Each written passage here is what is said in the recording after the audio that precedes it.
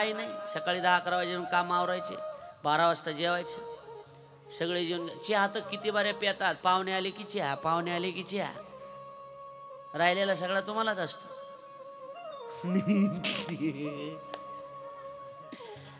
लक्षात आलं तुमच्या?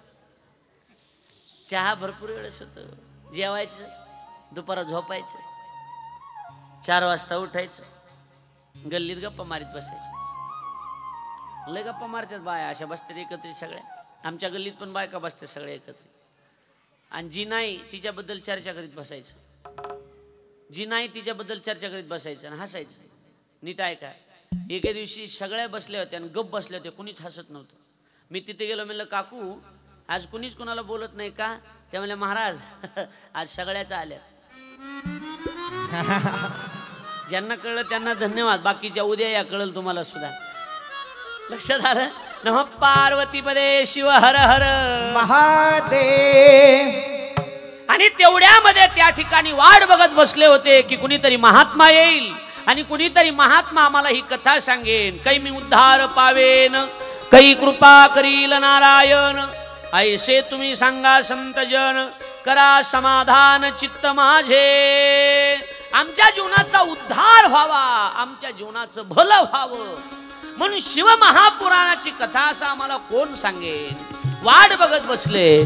तेवढ्यामध्ये तेजपुंज असणारे, उंची अगदी मापक उंची, वय अगदी मापक आणि अजन्म ब्रह्मचारी तत्व त्या ठिकाणी सूत ऋषींचं आगमन त्या ठिकाणी झालं. आणि 88,000 ऋषींनी सूत ऋषींना नमस्कार केला. बोलिये सूत महाराज की. सूत महर्षींना नमस्कार केला आणि नमस्कार करून सूतांचं आगमन झालं. पाय धरले आणि पहिला प्रश्न विचारला की सूतजी, आमच्या जीवनामध्ये आध्यात्मिक सुखाची प्राप्ती आणि परमानंदाची प्राप्ती आणि दुःखाची निवृत्ती कधी होईल, असं एखादं सोपं साधन तुम्ही आम्हाला सांगा. असा प्रश्न ज्यावेळेला विचारला. आमच्या जीवनामध्ये सुख प्राप्त व्हावं, आमच्या जीवनामध्ये समाधान प्राप्त व्हावं, आमचं मन स्थिर व्हावं, हेच प्रश्न आहेत तुमचे सुद्धा. मन स्थिर नाही ना, आपलं मन सारखं चलबिचल करत राहतं. हे करू का ते करू, सांगा मी काय करू, सांगा मी काय करू, सांगा मी काय करू. बोला बोला, सांगा मी काय करू. भक्ती करू का पोट भरू, भक्ती करू का पोट भरू, सांगा मी काय करू, सांगा मी काय करू, सांगा मी काय करू,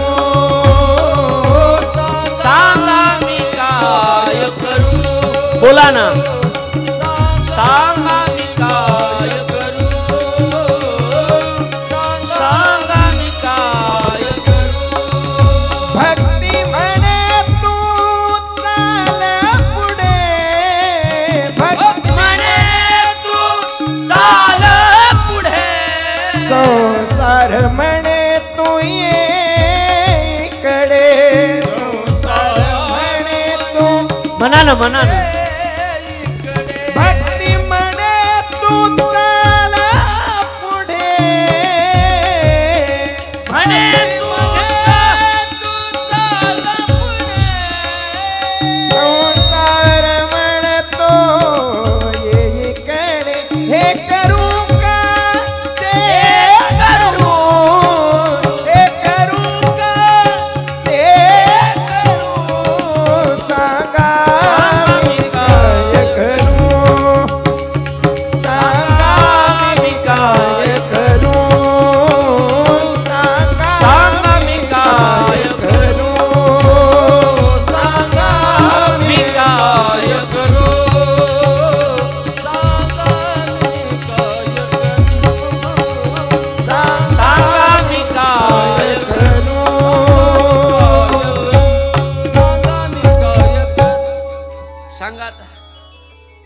सांगा आता मी काय करू नेमकं सांगा मी बंद आपलं हे कथा करू काय करू भक्ती करू का पोट भरू भक्ती करू का पोट भरू सांगा मी काय करू सांगा मी काय करू भक्ती म्हणे तू चाल पुढे आणि संसार म्हणे तू बोला ना संसार म्हणे तू ये इकडे आणि भक्ती पुढे म्हणे तू चाल पुढे बरोबर आहे ना भक्ती म्हणते तू पुढे चाल माग बघू नको संसार म्हणतो पुढे गेलास तर माझं कसं होईल माग ये इकडे ये माझ्याकडे ये पण इकडे ऐका आता वाक्य ऐका इकडे बघा माझ्याकडे सगळे लक्ष द्या संसाराच्या तुम्ही जेवढं मी नादाला लागला तेवढा तो माग ओढणार आहे पण परमार्थ ही गोष्ट अशी आहे तुम्हाला एक दिवस त्या देवाच्या सोबत आणि देवा जवळ नेऊन बसवणार आहे त्याच्यामुळे परमार्थाचा विचार करा प्रपंचाचा विचार ज्यांनी ज्यांनी केला तेवढे तेवढे वायाला गेले मला वाटतं प्रपंचाचा विचार करण्यापेक्षा प्रपंच जरूर करा पण विचार परमार्थाचा करा संसार हा कुणाचाच राहत नाही ऐका ना संसार कुणाचाच राहत नाही प्रत्येकाचा संसार होतो असं म्हणता येत की एक फार मोठे साधू होते पंढरपूरला जायचे ऐका ना निष्ठा किती असावी देवावडा निष्ठा एक फार मोठे साधू होते पंढरपूरला जायचे ऐकताय ना सगळे मागे ताई ऐकताय ना पंढरपूरला जायचे आणि पंढरपूरला जात असताना आऊत झोपलेला असायचं पेरणी चालू असायची आणि दिंडी निघाली आहे असं सोडून द्यायचे निघून जायचे बैल सोडत नव्हते काही करत नव्हते आवरावरीनं दिंडी आली का तसंच उभा करायचे निघून जायचे ऐका ना दिंडीला पंढरपूरला निघून जायचे वारकऱ्याचा आवाज आला दिंडीचा आवाज आला की लगेच तसे निघायचे आणि चलत चलत एकच काम करायचे कोणतं माहिती आपलं जे घर होतं ना घर त्या घराची झोपडी होती ना घर ती काडी लावायची फुकून द्यायची निघून जायचे लगेच दिंडी आणि भजन करायचे ज्ञानोबा माऊली तुकाराम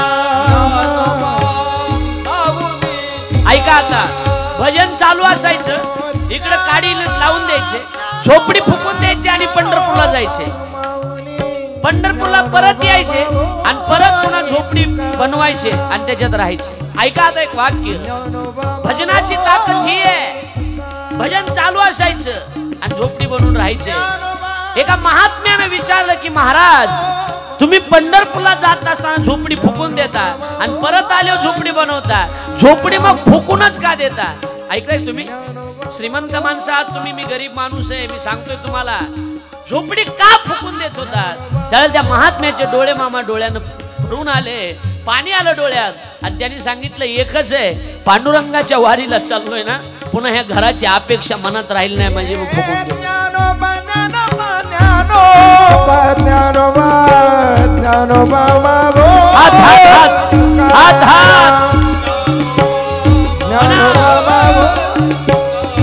एका तालात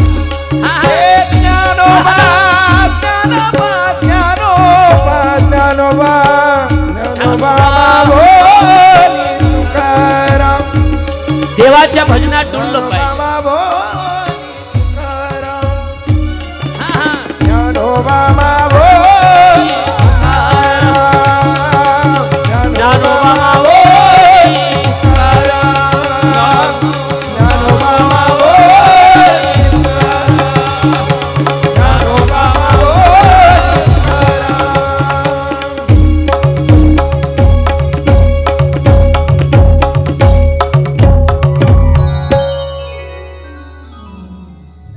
पैसे दिले म्हणजे हा आनंद मिळेल आपल्याला विकत मिळेल शहरात गेला तर हा आनंद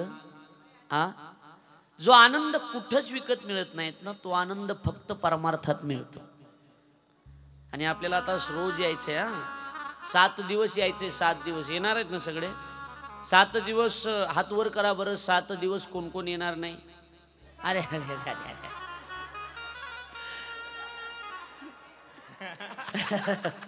येणार आहेत ना माझ्याकडे लक्ष द्या आता इमानदारीने हात वर करा बरं महाराज आम्ही 7 दिवस येणार आहेत म्हणून हात वर घ्या पटपट पटकन घ्या 7 दिवस येणारे हात वर घ्या अरे घ्या ना हात वर घ्या बस बस, तुम्ही येणार नाही का? हा बस, खाली घ्या, खाली घ्या.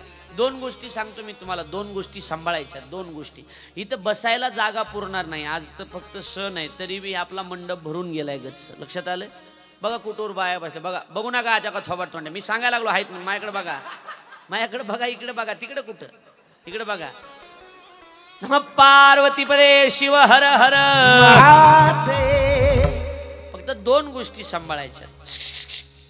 एक गोष्ट, आपण रोज येताना आरतीचं ताट घेऊन यायचं. आरतीचे मुख्य यजमान जे असतील ते असतील, पण आपण सुद्धा आरती करायची. हा आरतीचा आपल्याला मान मिळतोय, आपल्याला आरती करायला मिळते, हे आपलं पुण्य आहे. कारण हा ग्रंथ काही सामान्य ग्रंथ नाही. जसं भागवतात म्हटलंय की ग्रंथ नव्हे हा श्रीकृष्ण, जसं ग्रंथ नाही तो श्रीकृष्ण आहे, तसं हा ग्रंथ नाही तर साक्षात भोलेनाथ आहे. ते लक्षात ठेवा. पण आपलं भाग्य आहे की आपल्याला ते करायला मिळते. आरती घेऊन यायचे. 2 गोष्टी आहेत. तुम्ही सोपं आहे तुम्हाला. आम्ही मागे बीडला कथा होती आपली काऊ महाराज, त्यावेळेला गावाच्या बाहेर कथा होती. एकदम मंदिर बाहेर होतं आणि गावातून यावं लागायचं कथेला. आपल्याला नियम सोपा आहे. तुमचे घर जवळ आहेत एकदम. हे घर जवळ असेल तर त्यांचं तर अतिशय भाग्यच आहे म्हणायचं. बरोबर आहे का नाही? म्हणजे तसं म्हणजे काय आहे, आम्हाला एक मुद्दा सांगायचा आहे.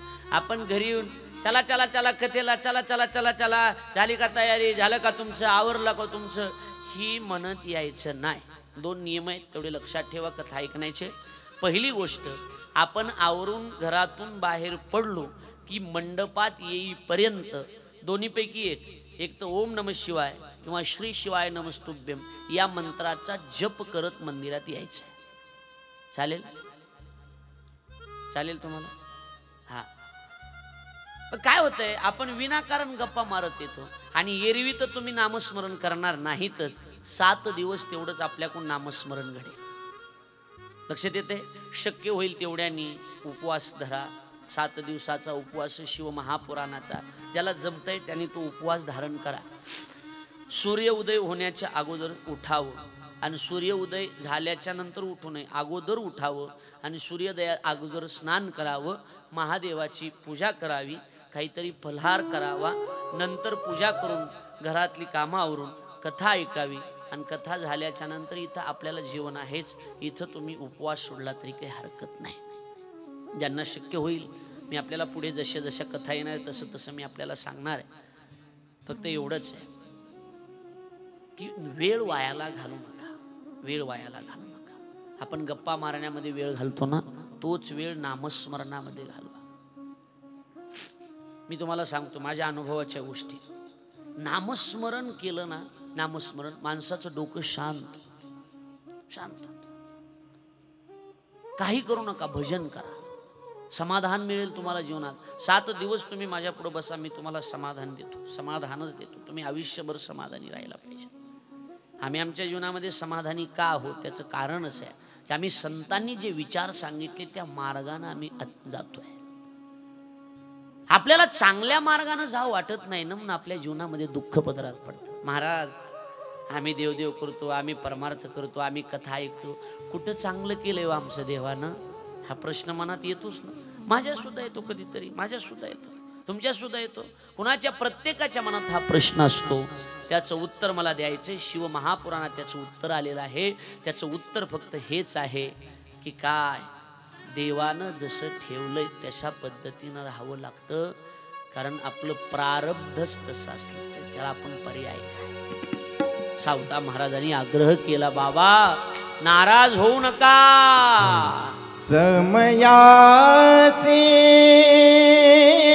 ऐका, एवढं घरी घेऊन जा. सादर भावे समयासी सादर भावे देव ठेविल तैसे रहावे.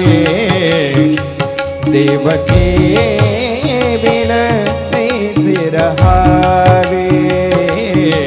देव ठेविल तैसे रहावे. ज्यांना येते त्यांनी म्हणा, देव ठेविल तैसे रहावे. देव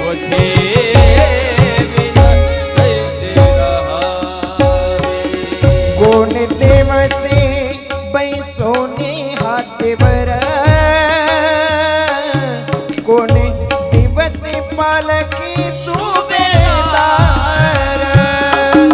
कोणी दिवशी पैसोने हाती कोणी दिवशी पालकी सुभेदार कोणी दिवसी पायाचा चाकर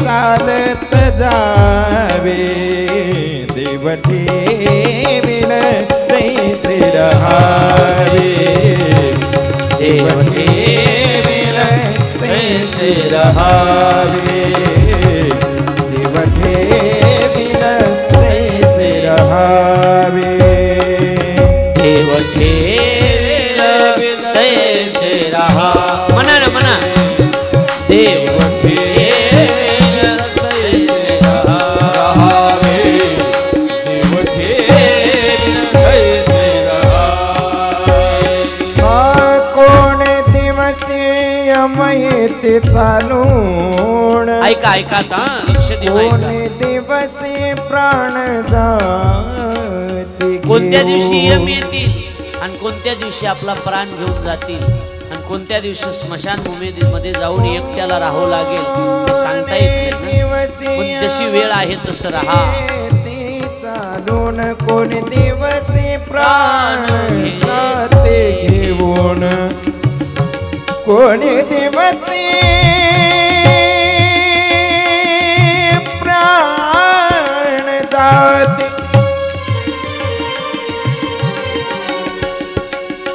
पद पद पम पम गरे गम पद प प प प प पम गम पद प पद नि द पद म प गम पम गम गरे सा पम गरे सा पम गरे सा कोणी दिवसी यम येते चालून कोणी दिवसी प्राण जाती घेऊन कोणी दिवसी स्मशाने हे ऐका, हे ऐका. जाऊन कोणी दिवसी दिवशी स्मशान इकडे ना, इकडे. इकडे का? एकटे रहावे एकटे रहावे शिव ठेविल तैसे रहावे. बोला. देव ठेविल तैसे रहावे देव ठेविल तैसे तैसे तैसे रहावे. एकदा यांच्यासाठी टाळी वाजवा सर्वांनी. समयाशी सादर भावे समयाशी सादर भावे. ऐकताय ना? एवढंच लक्षात ठेवा, हे नाही राहिलं तरी चालेल. देव ठेविल तैसे रहावे देव तैसे रहावे देव